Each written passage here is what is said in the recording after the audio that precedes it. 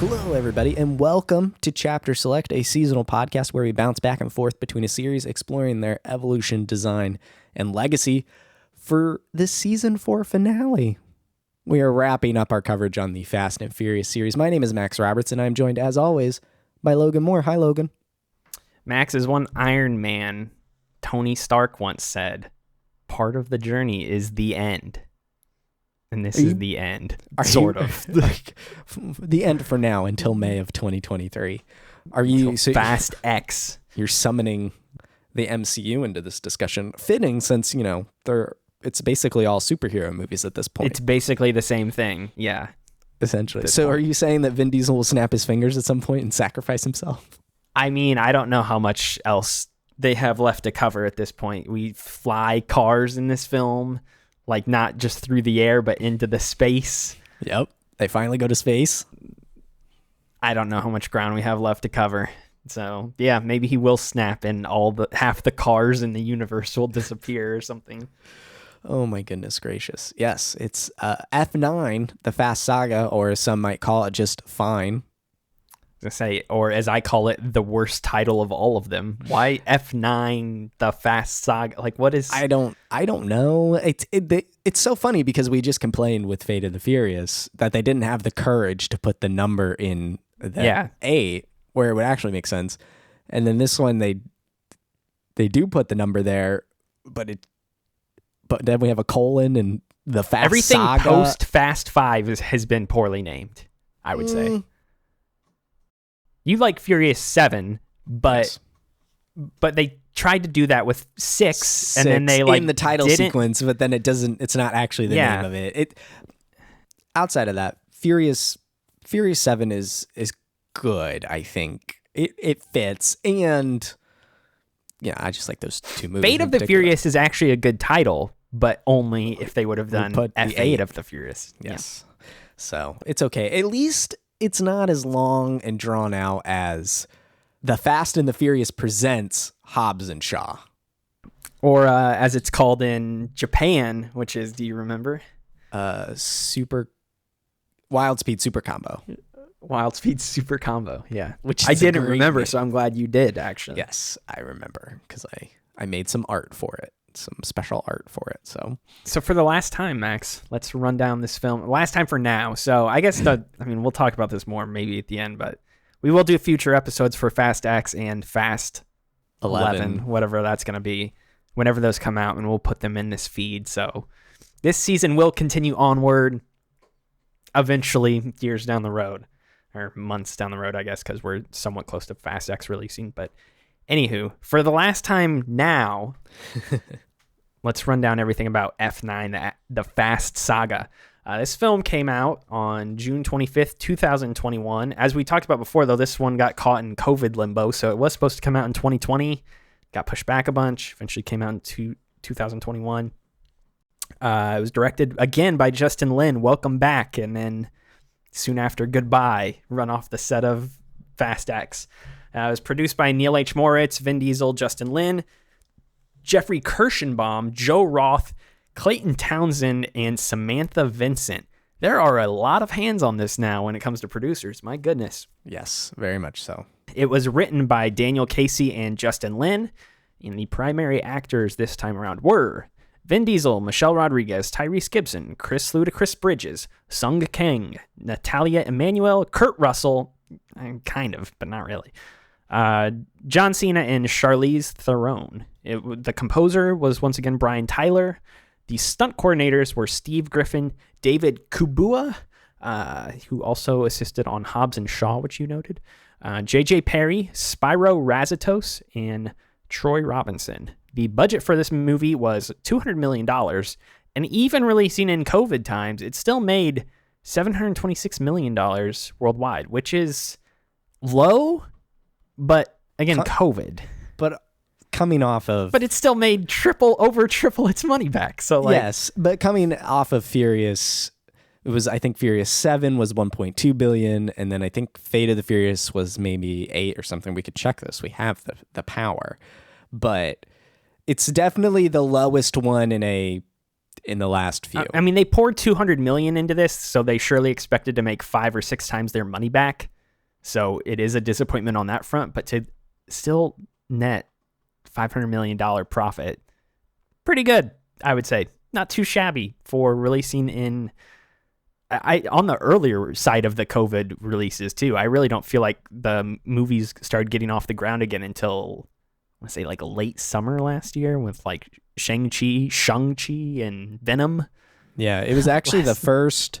It was one of the first movies we saw back in movie theaters. We saw Tokyo Drift because they were playing all of the movies as a build up to F9, and then we saw like A Quiet Place Part 2, Cruella, and then F9 Fast Saga. So you went to the theater for Cruella. We missed the movie theater, man. We were dying for it. So, and then Fate of the Furious, 1.236 billion. So it's a 500 million drop from movie to movie. It's more in line with Hobbs and Shaw. But still, like, what are you gonna do? Still a lot of money. The world went crazy. Rotten Tomatoes on this one, critics gave it a 59% aggregate score. Audiences ended up going with an 82% aggregate score, which surprises me with the audience. I think people know what these movies are at this point, so you kind of know what you're signing up for when you go to see one of these. That being said, to launch, I don't know if we want to talk too much about our own histories with this movie, so I'll just launch right into my own thoughts if you want to. Because our histories are just that. Our histories are 18 months ago. Yeah. There's really nothing to say. Personally speaking, though, I think this movie is, like you said, it was just fine. That's kind of how I feel about it. Like, this is the most unremarkable movie, I think, in the Fast Saga. Apparently, that's what we're calling it. I don't hate it. Like, there are things I actively disliked about 8. And there are things in this movie that are both good and bad, but I am so lukewarm on this movie. This was just something I put on last night and watched, and then that's about it. I don't know. The movie was over, and then there's still fun parts to it, though. I don't know. It's just, I do not have strong feelings on this one, and yeah, that's about it. It's such a. I mentioned this to you too. The pacing is strange, and I feel like it gets off to a great start, and then it just hits a lull for a good 90 minutes or so. It's very, I don't know. And we can get more in depth when we start breaking down story stuff, like what I like and what I don't like. But I largely it's just kind of there. It exists. I remember leaving the theater pretty disappointed in this one, feeling pretty let down in general. Coming back to it now for this show, I walked away liking it a lot more. It's certainly way better than Fate of the Furious, I think. I think it does a lot better. It's better than Fate of the Furious, yeah. Fate of the Furious, I think, is like for sure. actively... I think that movie's like actively bad. Yeah, so this is definitely better. And I think a big problem this movie has had, maybe it won't have going in the future, but the biggest problem is, at least for me, and I think you too a little bit because you were a bit more aware of it, the trailers for this movie spoil everything, just like they did with Hobbs and Shaw. Han coming back was promotional material. And then going to outer space. Going to outer space. I didn't realize Charlize's character, what's her name? Cypher? Yeah. I didn't realize she was locked up, supposed to be locked up half the movie. The trailers presented her still as like the primary villain. Mm-hmm. And so it's like, I know she's going to get out. What do we... It's I wish, and then the whole John Cena is the brother, the long lost brother, your favorite type of plot device, the brher no one's ever mentioned before. Well, this movie takes a lot of cues from Uncharted 4 in ways other than just the long lost brother returns storyline. But I think if we had reined some of that back in promotional wise, if Han could have been a secret, that would have been pretty great. I get why they promote it, because him returning is a big deal, draws people to the theater. But the whole brother twist, I think, could have hit a bit better if it was a secret going in. Just they let everyone know all of the kind of the big moments from this movie, and they had no restraint. And I think it's weaker for that if you know it going in. My biggest problem with this movie, so let's get right into the brother stuff, because that is obviously core to the plot. And I don't have a problem with his brother showing up and being around and them pulling the Uncharted 4, like Dominic Toretto's long lost brother finally appears and it's John Cena and whatever. That's fine. These movies have already done way stupider things, so I can forgive them for that. I think my problem, though, with that and with the entirety of this movie is that I wrote this down on my notes.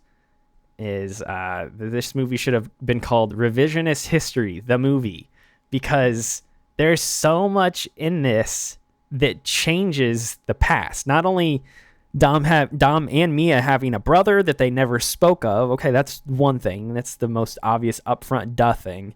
But they change the context around Dom's dad's death. They change the context around why he went to jail. They change the context of Han's death. They change, like, all of these things that we have, like, been used to. I know we watched Tokyo Drift a little later in our own run through here, but they basically go back and changed 15 to 20 years worth of established fast lore in this film and tweak it. And I think that's fine to some degree, but there's far too much of it in this movie. And the Han stuff is what really put me over the top. My biggest takeaway from this movie is that Han should be dead.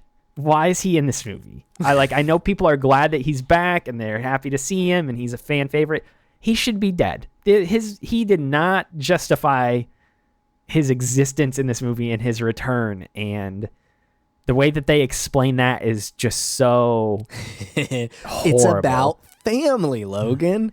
Always about family. It is always about family, yes, but they just hand wave it and they're like, well, how did you do it? And he's just like, oh, Mr. Nobody. It's like, well, that doesn't really explain anything. Mr. Nobody has a lot of power in this universe. Okay, let's go. Oh, sticking with Han. We'll stick with Han. That's where we're at. I think Han would have, I said it earlier, Han would have played better if no one knew Han was coming back. Like, if he was legitimately a surprise. I think that would have helped tremendously. You're not wrong. The whole, well, that's a neat trick. It's like your body was in this car. How did you get... Yeah, we don't have to replace it. Shaw just walks in front of it, and then the camera cuts, and then he's out of it. And then he's like, "Oh yeah, Mr. Nobody did this." I'm like, well, that doesn't make sense. So you have teleportation abilities. It's like a big carte blanche, just blink. Mr. Nobody can fix it, which is, and it makes sense in the universe. No, I think this is the most overt. I think this is worse than them bringing back Letty. Letty's death was still, we never saw her actually dead. We all watched Han blow up. Like, and the problem with that is you're right. It's a revisionist history in the sense of no one knew how popular Han was going to be with the audience. And Tokyo Drift was first, and the first thing they do is kill him. And they used some timeline wonkiness to have him in a couple of the following movies, which was fine and made sense. Like, we're going to Tokyo. But as soon as we got past the Tokyo part of the timeline, everyone still wanted Han in these movies. And he had been a part of what made it so successful in 4, 5, and 6 to the... Well, and everybody was mad about the way that the Shaw thing. I'm aware of the whole justice for Han stuff. Like, I was obviously not around when that was a big talking point, but I know of that, and yes. Yes. And so they definitely just wave their hands and go, Han is back, Han is alive. It's so, But then that's what I'm saying is, like, the way that they bring him back and put him in the movie feels like it has no impact at all. Like, it's like, oh, what has he been doing? Oh, I've been taking care of this little girl that I ran across. Why? Oh, because I was running. That's the other thing I don't like about where these movies have been at. And I told you when they introduced Mr. Nobody, I was not a huge fan of his character. And you're like, come on, oh, he's great. And I like Kurt Russell as him, but they're using Mr. Nobody as this central character for just I don't know, like, all ties go back to him essentially. Like, oh, yeah. I'm alive. He's like the Nick Fury. How am I?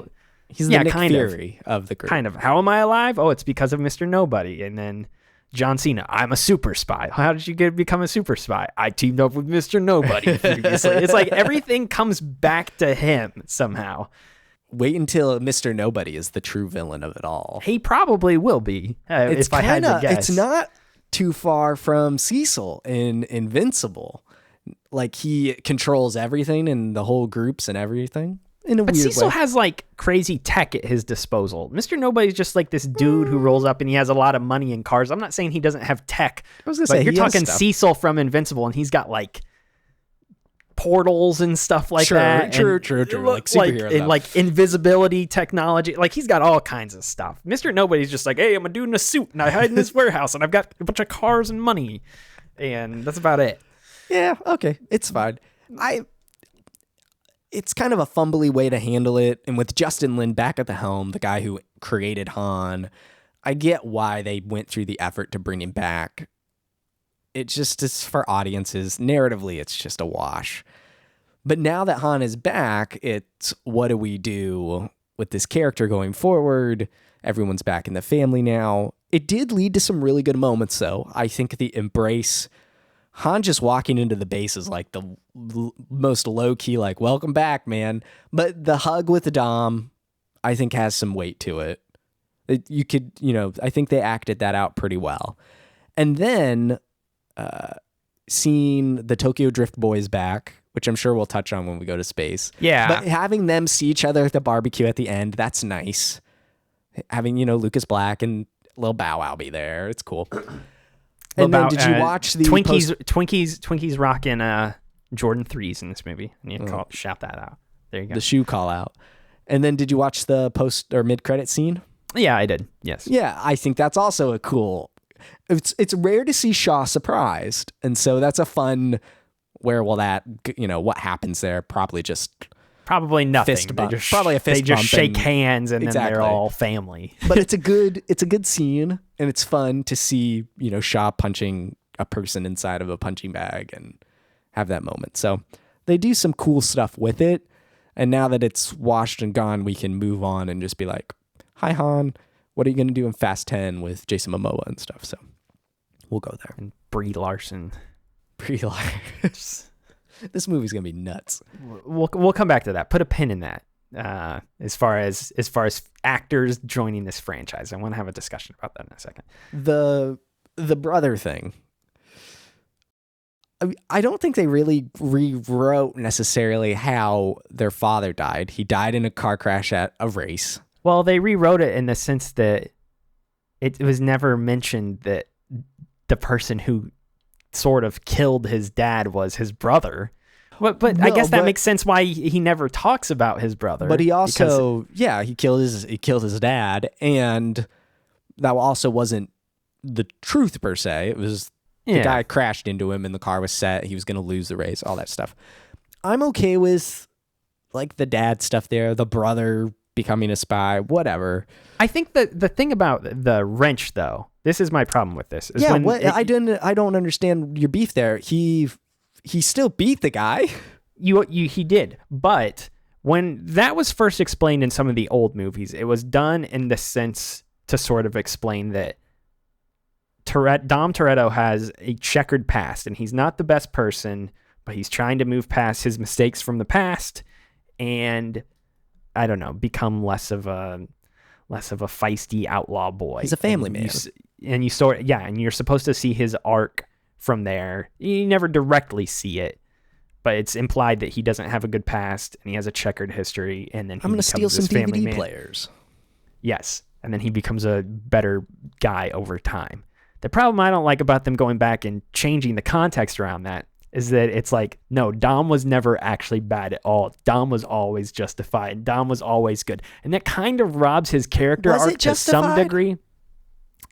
All he did was take the wrench from his brother and I guess prevent his brother from committing the same crime.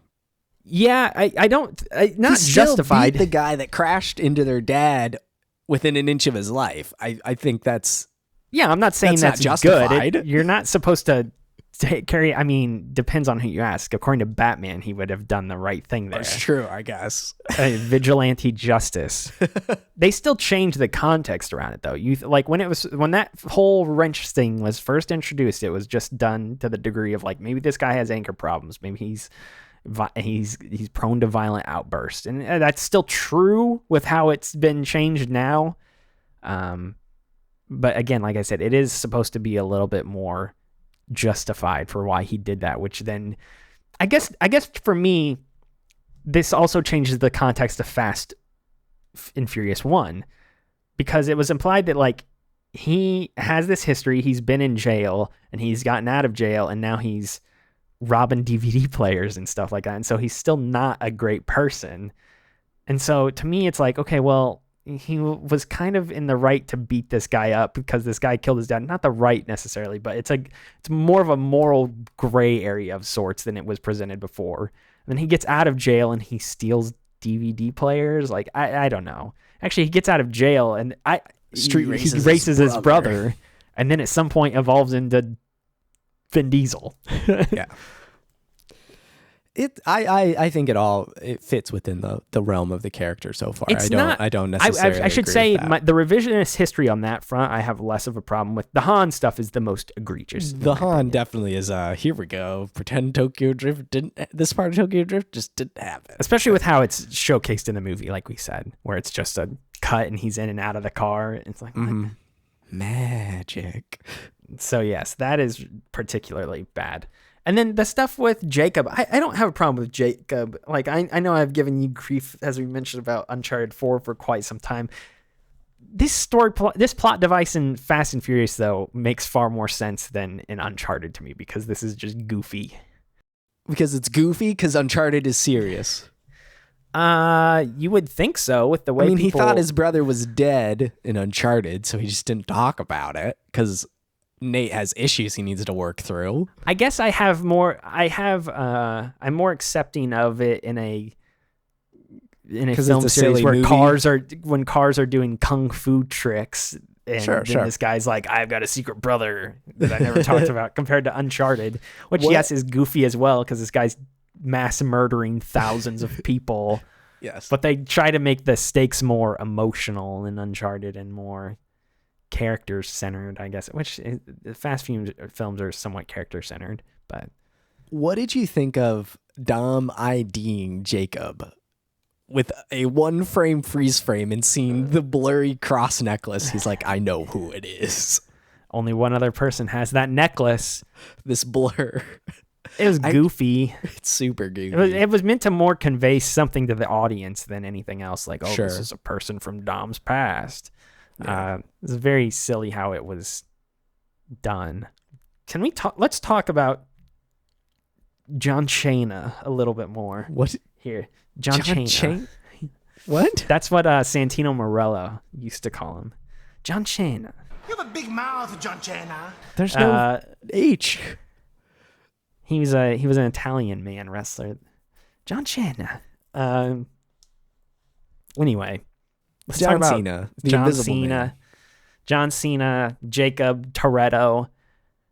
Honestly, I think my biggest takeaway is that he fits into this franchise quite well, quite naturally, and I liked him, but he just was not given enough to do. Yes. Like, that is my biggest... didn't utilize him enough. Yes. Yeah, he's just kind of there. Like, and the London heist, they fight in that building, or maybe it's before they fight in the building, but he just like zip lines across the city for 5 minutes. I wrote that down in my notes. I wrote how is this man ziplining across the entire city? I know he was like stopping and then shooting a new one every couple but it was like, what is going on here? And then they're all just chasing him. That was really unexciting on his part, at least his involvement with that whole situation. He's just not given many scenes on his own either. I know he's got the scene with Cypher there. There's the brief scene where him and Dom talk. And then I think the thing that bothers me the most is that Jakob is never given any, like, the central antagonist part in this movie, because every time he's involved, you got this little Weasley auto dictator son boy coming in. It's like, okay, I don't care about this guy. It's typical Fast and Furious, like, bad villain stuff. Mm-hmm. And comparing it to Uncharted 4, that guy's like Rafe, kind of, and then you got Jakob here kind of being I suppose Nadine of sorts, where it's like one of them's sort of an actual threat, and then the other was just kind of an annoyance most of the time. And sure, we don't have to dig into the fine specifics. We don't need to talk about Uncharted. Of this comparison that I'm making, but it's sort of similar. I get it. Like, I get the dynamic. You've got villain 1 and villain 2, and the villain I'm more interested was Jakob rather than little snotty rich boy son. And so I wish Jakob could have just stood on his own 2 feet more and could have just been the main bad guy that they were squaring off with. And then if they wanted to have him come around at the end like they did eventually, then they could have still done that. But yeah, I don't know. Otto's inclusion only seems to have been done to just justify why Jakob would have, why he would have these resources at his disposal, which I understand, but I almost feel like it would have made more sense to just have Cypher come back and be the villain in that regard again, and have Jakob like be her lackey or something like that. Right, and then he turns. Like, Otto feels unnecessary. Otto feels like an unnecessary addition, especially since by the end of the movie, Cypher is kind of the main villain again. So I will say Jakob had, I think, a couple of good scenes in general outside of the action stuff, because John Cena's physicality when he was in scenes fighting or doing things was pretty great. Yeah. Like when he jumps into the little orange car, I'm like, how does this man fit in this tiny little car and drive away? And then Mia like holding John Cena off the back of the car, those proportions didn't add up to me. I'm just like, how is Mia holding him? I did like that Han scene where Han comes into the base. That's when they just brought Jakob into the base and kind of locked him up. And you like get this shot of him like looking at his brother hugging Han. And it's like, all he really wanted was a hug from his brother. But I actually liked that scene. I was, I wasn't moved to tears or anything. It wasn't like the greatest acting ever, but I liked that dynamic. It wasn't, as they peel back these layers of why their relationship disintegrated as children, I liked it. It's good. And the flashbacks, I think, help flesh that out a little bit. They help make Jakob going bad to good. There's quite a few flashbacks, surprisingly. Like more than I have down. They had four flashbacks. A little more than we probably needed, I think, but it also helped. I would have liked to have seen their relationship, because they really only get that moment there at the very end. Mm. And then John Cena's like, all right, I'm off, goodbye. And then he's just gone. And he'll come back and fight Jason Momoa or whoever the next villain is. You're just gonna have all these muscle dudes slapping each other in the next movie. The one other thing about Jakob, though, and this is a thing I kept trying to, and this kind of deals more with the direct plot of the movie overall, and why these movies are definitely starting to lose me as time goes on, and that's because they are just all devolving into the same thing. Each movie, there's a new super weapon. Somebody's trying to get this super weapon, and I think the thing they do a poor job of in this movie is contextualizing why they want this. In the last movie, Cypher was like, I want this for nukes and to make the world leaders respect me or whatever. It's like, what? Okay, that's kind of crazy, but whatever. She kind of lays out there like her reasons for wanting this. I don't really understand why they want this device in this movie. You're telling me the line, Jakob reboots the world order in minutes, wasn't enough of an explanation to you? Yeah, yes. And I wrote down, Jacob's goals are not fleshed out. I don't know what he's even trying to do. And that was like the whole movie. Like, I just know they're after these MacGuffins. They're after these plot devices. And Dom and the crew are trying to stop them from having the plot devices. And Jakob and Otto and whoever else are like, no, we need them. And so it's just this war for these tech items. And then it becomes even more confusing to me when Han comes in the picture and L and I'm the key. And it's like, okay, we're totally losing me here with this nonsense. Family. Of course family. The key is a family member. So yeah, it really, this movie more so than others, I think the plot, not that I'm expecting a deep plot from these movies whatsoever, but like I said, I think this plot, the core conflict of this movie is worse than Fast 8, which it was really bad in Fast 8, but at least it was like, I want nukes, and it's like, okay, well, this is what we're doing here. This movie was so nebulous to some degree. This movie, nukes, while outlandish, is an understandable evil device for someone to pursue. But now we're back to God's eye kind of made up baloney of supervillain weaponry. And well, I feel like these movies have been progressively upping the ante too, of like, sure. I want, I don't know. It starts off with DVD players, and then we get to nukes, and in between there, they just kind of keep upping the stakes and upping the conflicts of like, sure. Until nukes get involved. And I feel like they did not know what to do after nukes entered the fray in the last movie. They're like, how do we one up ourselves on that front? Well, let's just create this. They refer to the device in this movie as something like a weapon that shouldn't exist for another half century. I'm like, well, that doesn't make sense. It exists right now, apparently. And it was built like 10 years ago with Tokyo Drift. What they should do is what 24 did when that was on the air, and just alternate between a nuclear weapon and a bioweapon every other season. And so it gave them time to come up with progressively more terrible things. What did you think about, I think, the movie's primary B plot, lighthearted B plot, which is luck and Roman's luck? Okay, so I was going to bring this up. So this whole arc of the movie is, it breaks the fourth wall. Yes. Like, that's the whole... I think it does it well. Roman's whole idea of coming in the fray, when he's like, hey, you guys ever think about how we never die from any of this stuff? I'm like, what, is he going to turn and look at the camera in a second and like wink at us as well while he's at it? Like, it was totally fourth wall breaking. And I think they carried out with enough tact to where it ends up working overall. When the first conversation took place, I thought it was just an odd one-off thing where they just felt the need to write this in the script and acknowledge all the strange things they've been through. And hey, you guys ever think about this? This is kind of weird. And I'm like, well, what is the end goal here? Do they realize they're movie characters and that's Fast 11, and then they try to break out of the movie screen or something like that? Like Bugs Bunny? Yeah. I think they set it up well, because Roman goes full-blown John Wick Call of Duty, like just kills 20 guys at once, right? Yes. It's like, this is a bit much. Like, I had a moment watching it again this time. I was like, Roman has gone too hardcore. Like, Roman should not be this coordinated and capable combatant, right? And then it immediately turns into the, oh my gosh, how am I alive? This luck thing, which is the thread throughout the whole movie, until eventually we get them in outer space with candy bars and they shoot into a satellite. I think that kept Roman on the right level.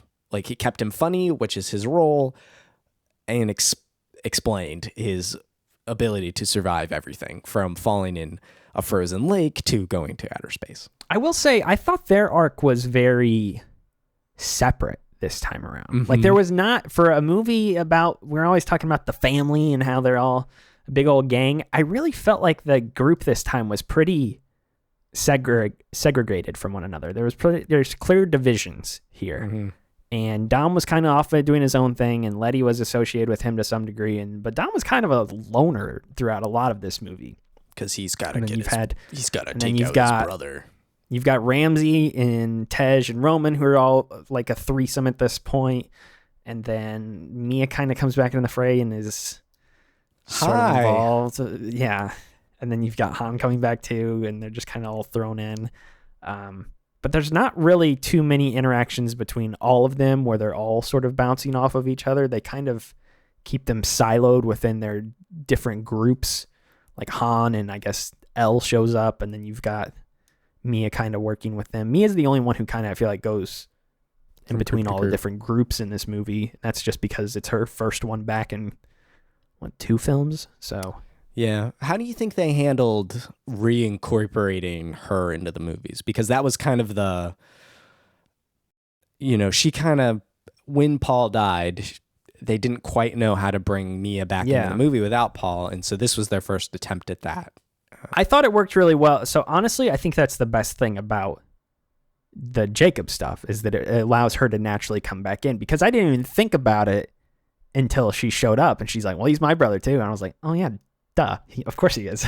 Like that didn't never really clicked in my brain until that moment. So I was like, okay, so yeah, it does make sense for Mia to be here actually. So in that sense, I think that all worked. And I like that she had a little bit of, it wasn't really spelled out super clearly, but she had kind of her own history with Jakob, and they had kind of had their own relationship that had developed in the wake of the fallout between Dom and him.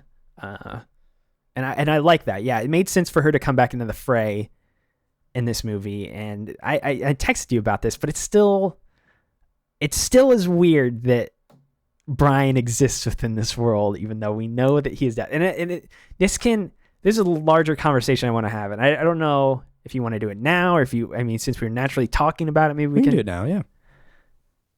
So yeah, Brian still exists in this world. That's obvious. And it's weird because he gets such a good send off at the end of 7, but he's obviously not dead within the Fast universe, but Paul's obviously dead. So it's like a weird thing they keep trying to. At the end of the last movie, obviously they named the kid Brian, so it's like, oh, which is weird that they're naming this kid after somebody who's not canonically dead, and then Brian is still in this movie. I like seeing the car drive up at the end. That was exciting. Yes, that's a very good way to acknowledge that he's still in this world, without strangely naming your secret love child after.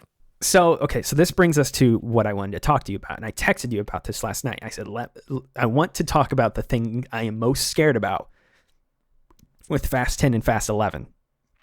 And it is the way they are ramping things up. I am getting very nervous that we're going to get CGI zombie Paul Walker at some point. And I don't want that to happen. But like the fact that they're even starting to show his cars and things like that again and reference him more in this movie, I'm like, how does this continue to progress? Twice. I know, but we're gonna get a big, huge. 11 is gonna be all everything coming together outside of Hobbs, who The Rock refuses to be involved. I guess I'm just afraid that 11, they're going to try to go so bombastic and bring it all together and unite the family and bring it all to a close that they're going to put a CGI Paul Walker in it, like they have been doing in some of these Star Wars movies and things like that. And that scares me. I don't want that. This is he had such a good send off at 7. And just the final shot of this movie made me nervous that they might be tiptoeing closer to that becoming a thing. Let's rein the fear in a little bit. Let's recontextualize a bit with Star Wars. They've done it twice now, with dead people.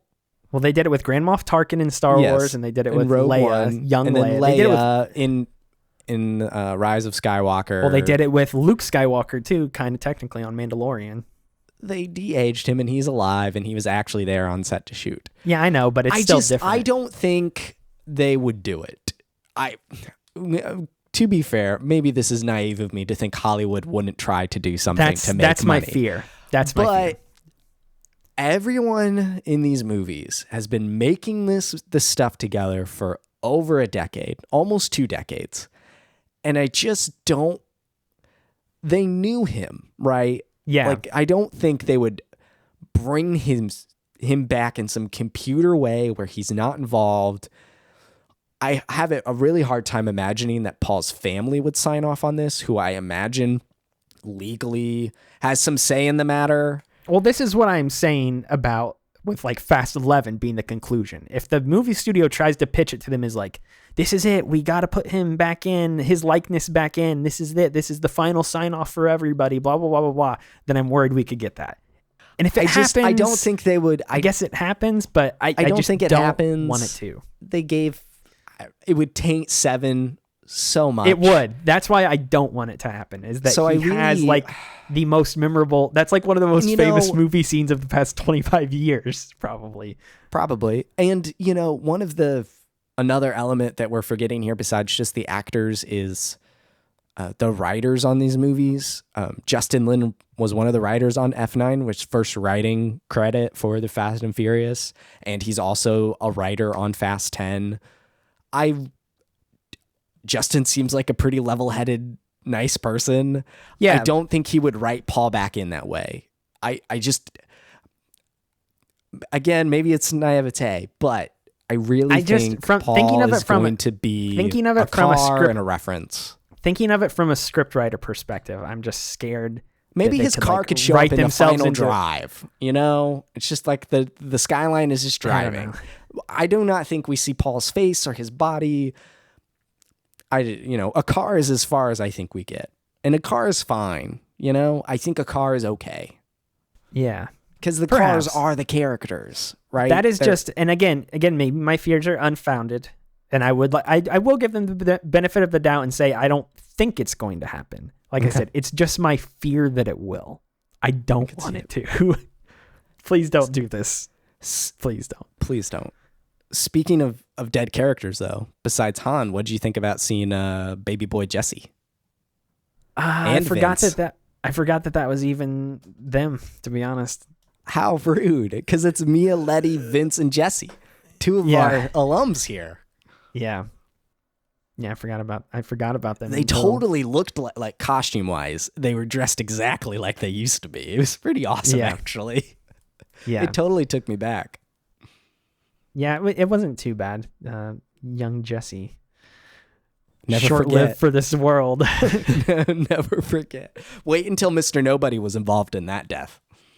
Yeah, probably. They'll probably undo that death soon. Turns out the Japanese street gang or whatever it was actually working for Mr. Nobody, and they shot him with rubber bullets, and I don't know. I'd rather them rewrite Vince's death than bring Jesse back.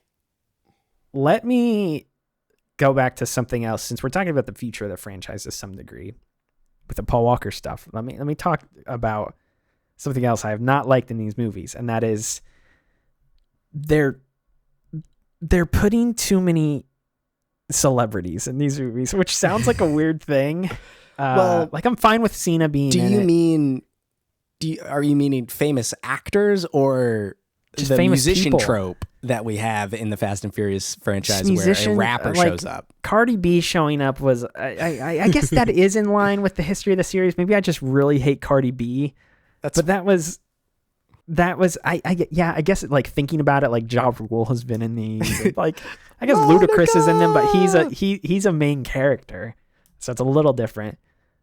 But it just feels like we're getting, and I'm really latched on to the Cardi B thing, and I know it's only a 60-second scene, if that. But that really was like, when she showed up, I was like, why? Like, it just seems like we're getting a little too carried away. And like I said, we now got Brie Larson and Jason Momoa coming in, and who else knows? Like the cat, we're getting pretty bloated here. We're getting very bloated, actually. Like we're reaching, as we have been doing these movies, the primary actors list has been growing considerably with each one of these, and we're not losing any characters because they just keep reviving characters, except for in the case of Paul Walker, sadly. He's the only character who's gone away for real reasons. So it's like things are getting a little too dense now. Like I said, I already feel like the family is not interacting with one another like as a unit like they used to. It just feels like they've got different silos now, and they've paired everybody off, and okay, go. That's Dom will be off running the main plot A, and he'll be accompanied by Letty, and everybody else will be doing other things. And I like the thought of Jason Momoa and Brie Larson being in the next one. And I think Jason Momoa, I think he's going to be the villain, and I think Brie Larson is going to be a good guy. I think she's going to be with the family. Oh, I think so. Her character name, I believe, is Tess. Based on what I was reading, I think that's the case. But then that on top of the fact that it looks like Jason Statham's coming back it's just like there's a little too much happening here. Wait, Wikipedia just lists Jason Momoa as villain. Yeah. So, which makes sense. I mean, I would also hire Jason Momoa to be the villain. You know, like that's a good. But we've already got Cypher, who's going to be around still, so we've still got Charlize out there. We've got Mr. Nobody. Presume he's alive. He'll show up. Wikipedia. Jason Momoa is Dante. a mysterious adversary of Dom and his team and works with Cypher. So Momoa described the villain as, quote, very sadistic and androgynous. And he's a bit of a peacock. He's got a lot of issues, this guy. He's definitely got some daddy issues. That's a quote from Jason Momoa in a Variety interview. I guess I'm just trying to figure out what I want from these final two movies. And again, where this is a larger discussion, again, about future things, and we're just naturally talking about this. So I figured we may as well talk about what's upcoming, and we'll reel it back in and talk about Fast 9 a little bit more here in a second. But I just don't know what I want from these movies moving forward. And I think for some reason the producers and the powers that are in charge of this franchise thinks the answer is just throwing more big name actors and actresses in and upping the stupidity. And honestly, I feel like if they pared things down at this point, it would work a little better, because we've just got so many lingering characters out here now. And like I said, they keep bringing people back. There are no stakes. It feels like. We haven't even talked about the fact that they brought back the whole Tokyo crew this time too, which is something we can touch on more in a second. But like literally everybody is back. Like I'm expecting. How is this any different than Smash Brothers? It's basically what it is. Everyone is here. I'm expecting what's her face to show up from Too Fast. Eva Mendes to show up. Fuentes. Yeah, I'm expecting her to appear. Monica. I'm expecting Giselle to show back up at any point. She actually... Mr. Nobody was actually behind the plane, and he caught me with a trampoline, and I bounced to safety. I look at it as no different than, say, the MCU, where they attach as many big names to the projects as they can, and when things culminate, everyone gets together. It doesn't seem any different to me. One could say that the MCU is a bit more serious than... Well, the MCU is based on comics, films, which have expansive... Like, all these characters, I guess, exist within the zeitgeist. Like, Fast and Furious, they're making these characters up on the spot and are throwing them in the movies. And I get what you're saying, but yeah, I guess it's a little different with comics. Yeah, and I mean, Fast and Furious primarily exists just solely in films. There are other characters in the spin-off animated series, and I'm sure there's some stuff in the games. Not that those are, super great or anything, but this is a world that started in movies, and it's just built and built and built over the years, and it's like, I remember that guy. Here's Twinkie. Twinkie's back, and that's fun. And Twinkie doesn't have a super serious role in the film. I would say He's it's there not for a fun. few jokes. Let's talk about the Tokyo crew. I think the way they're using this film is horrible because they're like totally different characters. Why are they all of a sudden rocket experts? Okay. Sean shows up. He's like, "Hey, I can fly a jumbo jet now." It's like, what? Hold on. No, I think everyone fits in their roles exactly. I don't know the third guy's name. No one does. Anyway, he's the actual science engineer guy. Twink is still the getter, like the guy who just knows people and gets supplies and everything they need. And Sean's out there driving the car. Everyone's within their role. They're just doing stupid, crazy stuff now. And of course they're hooking up a rocket to a Fiera because that's what they would do. I think it makes total sense. It's great. If Tej can be a super hacker, why can't they be building some rocket?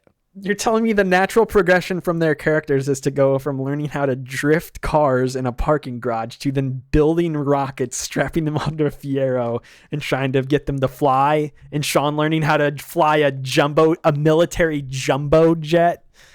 Hey, a lot has happened, okay? They just kind of show They're working for the military.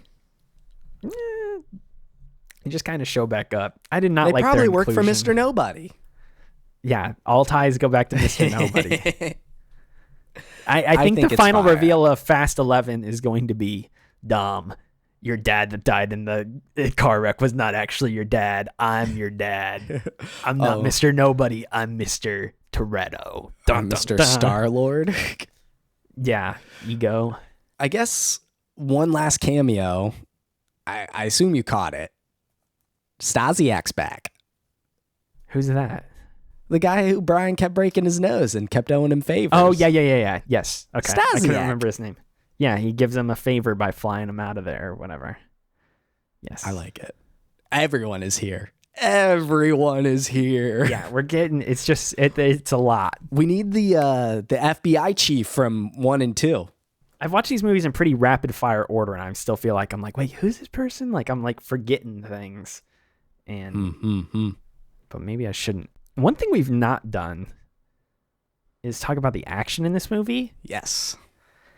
So let's do that. And I think this is, I don't know. There's really nothing super compelling in this movie. I feel like the car flying, okay, it's CGI silliness. It's goofy. I don't really have a lot of thoughts on that. Goofy's a good word for it.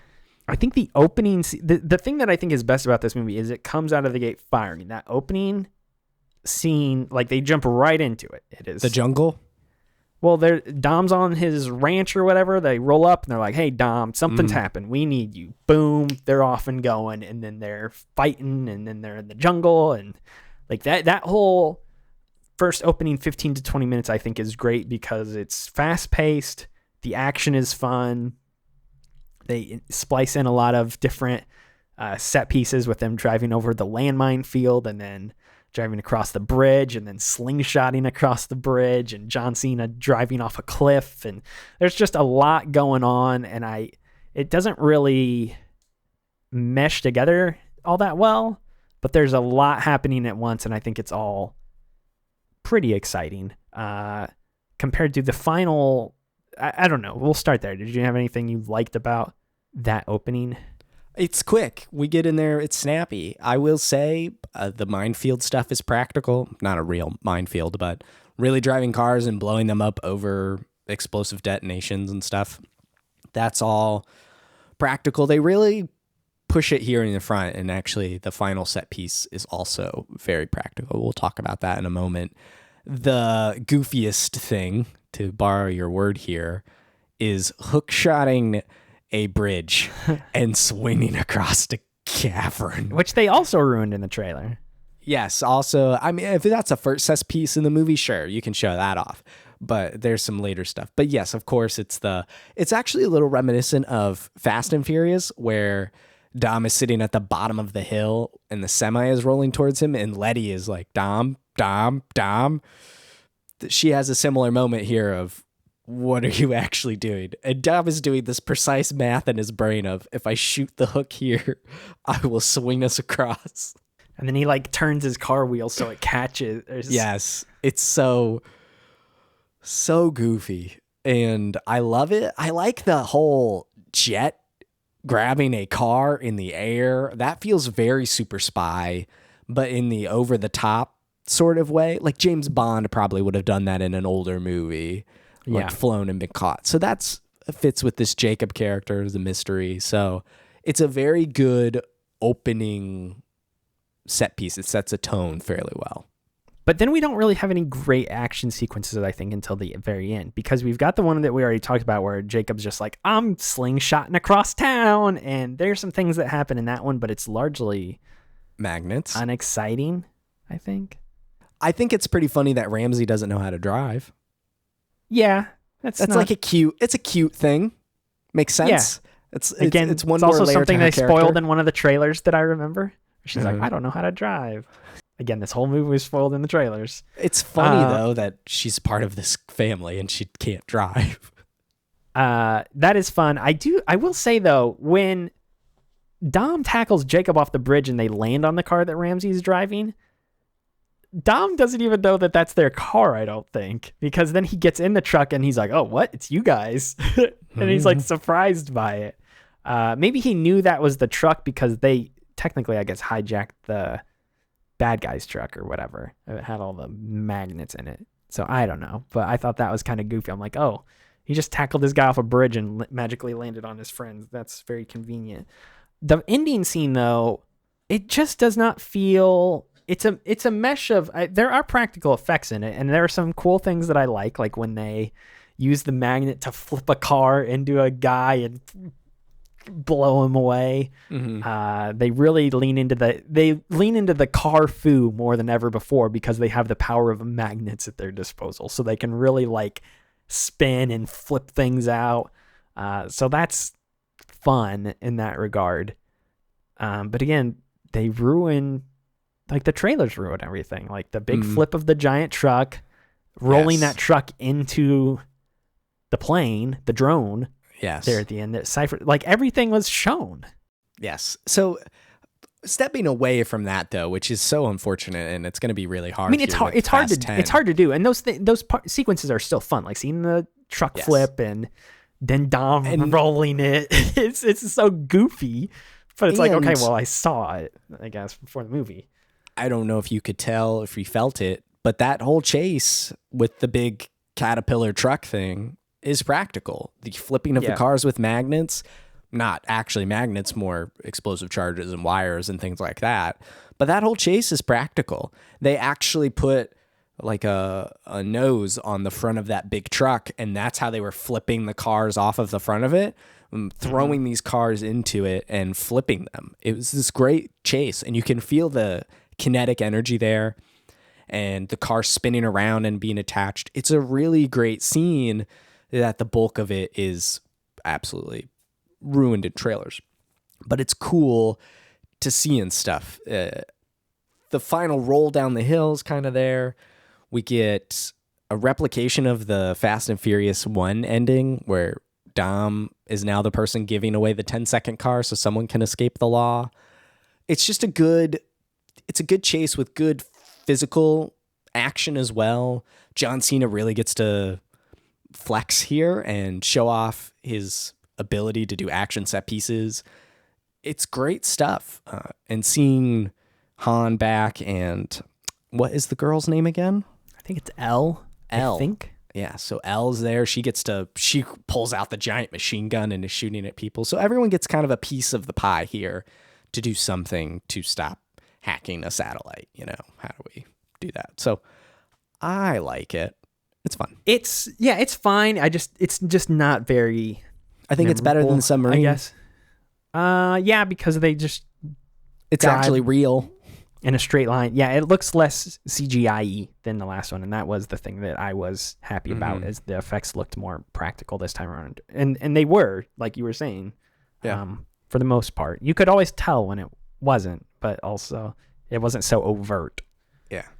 I do think they leaned on magnets a bit too hard in this movie. Two major set pieces used magnets substantially, so I was like, they just kept going back to it. Like when they get surrounded too in the lab, they're like, "Go, turn the magnets on," and then it rips all their guns. Like it was like magnets over and over and over again in this movie. Like the special effects and stunt teams were like, "Magnets are so cool! Look at what we can do with them." And I think that. So I hope there's a bit more diversity going forward. With the 11th movie they've made. Speaking of the base escape thing where they turn on the magnets, Dom taking on 30 different men, holding them all back from a ladder while Letty's up there, I think is a pretty baller scene where Dom just holds back 30 armed guards before ultimately pulling like a Samson moment and pulling the whole place down. That was exactly what I was thinking of. I was like, oh, they're going biblical here with Dom this time around. I wouldn't be surprised if that was part of the discussion. Like Dom is making a sacrifice, so he's going to pull the whole building down like Samson. Except it's the inverse. He doesn't have any hair instead of having so a lot he grew of a little bit of hair and was able to have the strength. So I like that moment. I wrote down it was pretty hardcore. But in a cheesy way, like of course he can hold back 30 men. It doesn't really adequately explain how he gets out of the water after sinking. He just shows back up. Him. Yeah, but he just shows back up and he's standing there and Letty's like, "I got you," and I was like, "What?" Of course, Letty dove in the water and saved him. Yeah, I get it, but when he comes back to, he's just like standing there with her. I'm like, okay, a little odd, but all right, sure. Mm-hmm. I figured maybe they would show her like diving down to get him or something like that, but nope, he's just back up. He's fine. Yeah, that was. I thought for a second he was gonna take them all on and defeat them all by himself. And I was gonna laugh really hard. He technically did, but he also fell in the water himself. Yeah, the fact that he didn't do that, though, I was like, maybe Dom's not a superhero like we thought. Quite possibly been able to beat them all by himself. The one other thing I wanted to say about the final set piece is that once they do flip the truck, it sure rolls on its top for a very long time. And I get it's like implied they're going downhill at one point, but even before that, it's just kind of skirting along on the street there, and it's going and it's going and it's going. And I'm like, magnets. Okay, is this thing ever going to stop? But no, I guess the magnets would be how they explain that, but sure. It just kind of keeps going, and it's going for so long that Dom jumps on top of it and then blows the hole open in it, and then they start going down the cliff. So yeah, I thought that was the funniest part of that final. Like nothing ever stops in this movie. The plane is on a runway that's 30 miles long. You've got no time to slow down. Car no time to stop. You've got this long truck that's just continuing to go. Like nothing ever. The lake is the endless lake with the submarine on it. Nothing ever stops. This is the longest stretch of road or whatever in whatever city. What city were they in the final? I may have written it down. This. Europe was Edinburgh. Montequito was the jungle. I just wrote Final Chase, so I don't remember. I could look it up, but well, I was gonna say they go to London for a good chunk of the movie. Queenie shows up and is kind of. They just kind of throw her in too. We didn't talk about her scene. She just kind of shows up and is like, "Hello, darling," and then goodbye. And I can drift. I know things that happen in London, so therefore I can take you. How to do where we get your her brother in the is. movie? Yeah. Yeah, it felt pretty. That's what I was saying. There's so many characters now that I feel like they have to splice them all in just because they can, and the only one who's out is The Rock. So, because he's too busy altering the hierarchy of the DC universe right now to be in Fast films. So, Max, the music this time around, I do not have anything to say, and I don't know if there's like, and this has been a common refrain. I think some of these movies are Fast 8. Fast 8 wasn't very notable. More to say about Hobbs and Shaw soundtrack than. Yeah, I do too, but not all great. But I remember the songs they used in that movie. I can't even remember the license track they used in this. I will say I still remember the trailer music they put in these more recent Fast trailers. I feel like the trailers are now better than the movies with Fast 8 and Fast the music 9. And probably. Yeah. Because they choose good songs for those trailers, and they're very exciting, and they're lengthy trailers. It was probably Lane Switcher by Skepta and Pop Smoke featuring A$AP Rocky, Juicy J, and Project Pat. I remember that song being in this movie. Yeah. At least definitely during the credits. I can't even believe I just said that sentence. I know two of those musicians, but those just words sound so weird. You should try reading the names of the people who make the Resident Evil games. That's fun. Well, at least those are real names. These are like this man has the $ in his name. Ty Dolla $. That's another person. A$AP Rocky. He's got the $ in his name. Oh, yeah. Gosh. Yeah, I don't have anything to say about the music. I'm sorry if you want to hear us talk about that. Before we go to Legacy, though, best car, per usual. I think my favorite car is the one that flies to space. The Fiera? It is a space car. It is pretty funny. Yes. That was originally what I was looking for as a Hot Wheel, and I'm super surprised I could not find that. That screams Hot Wheel to me all over. One of those tiny cars with a huge rocket on the back, but not the Fate, the Pontiac Fiero. There it is. Yes, it totally screams Hot Wheel to me. I don't get why they didn't make this. It definitely would have been the show art if it existed, but it's really good. It's a really good little car. I'm honestly fine picking that because it's so goofy. Other than that, I do have a couple that stood out personally.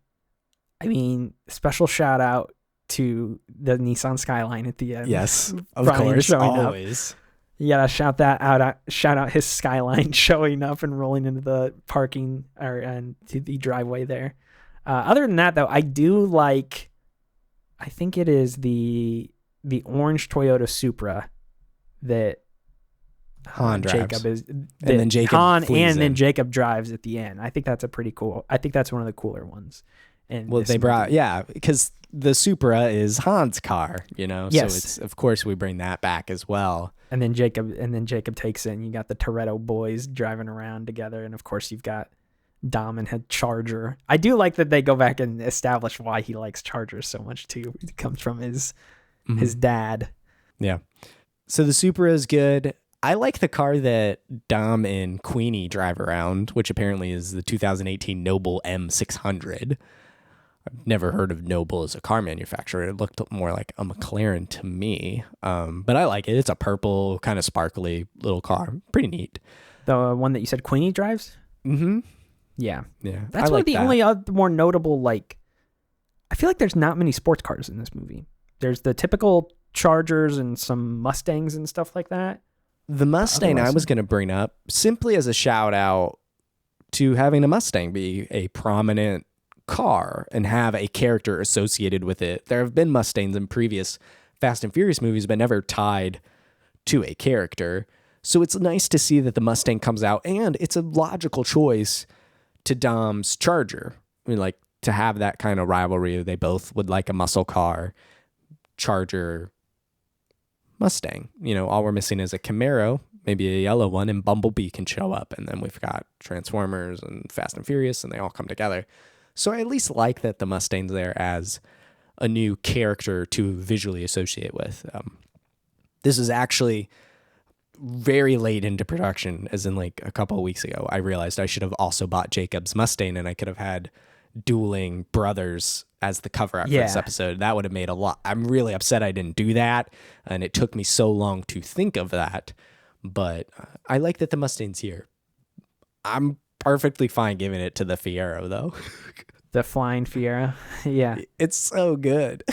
Yeah, I'll say that. I'll say the Fiero, and then the Supra is my real answer if I can't choose the car that flies. Yeah, Supra would be the real... if I pick anything, I guess I would actually pick the Skyline. But yeah, the Fiero, Supra, all 3 Skyline. seconds of the Skyline appearing. Yeah, it's better than everything else in the whole movie. It is. Okay, that brings us to our final discussion of the season for now. And it's one that I don't know if we have literally anything to say about, which is this movie's legacy. And it's hard to talk about a legacy for a movie that just came out 18 months ago. So I think the answer this time around is there isn't really a legacy for this movie. There's some things we could point out here. I would say the legacy of this movie is that it came out later and it was a COVID movie. That's kind part of it. Notable to some degree. It launched in the summer of 2021, so it's a COVID movie. So that's an interesting dynamic of it. That problem is not happening, obviously, for Fast 10. It's delayed the production and release of the other subsequent movies, so that's kind of part of it. Another one is the introduction of an actual new family member, Jakob, biological brother. So Dom's, nuclear family has grown. That's interesting to some degree. And then Han being brought back to life. Hashtag justice for Han. Yeah. However hand wavy that revival is, Han is back. And, in the end, I'm happy Han is back. It's a very rough situation they put themselves in, but I'm happy Han's back. Yeah, I think this movie's legacy is more so that these movies are running their course. And the box office numbers wouldn't say that. In the fan response, I guess, in terms of the Rotten Tomato meter wouldn't suggest that. Again, 82% is quite good. But I don't know. I feel like they've run out of ideas. Like we everybody jokes like, oh, eventually they're gonna time travel and all this other stuff. But even then, them going to space was not the A plot of the movie. It was just a thing they sent Roman and Tej off to do per usual as more like comedic effect, honestly. And so I don't know how much they have left to explore in these movies. Sure. And I really hope they come up with some more inventive set pieces for the coming films, because the ones from 5 and 6 and 7 are still sticking with me in terms of action sequences that I thought were quite good. and they have yet to top any of those within 8 and 9. So it's a struggle, and they have their work cut out for them. You know, they've pitched 10 and 11 as kind of a duology of sorts. Like they're supposed to be paired together in some way, more so than other films in the series. So got a new director coming in on Fast X because Justin Lin said peace out.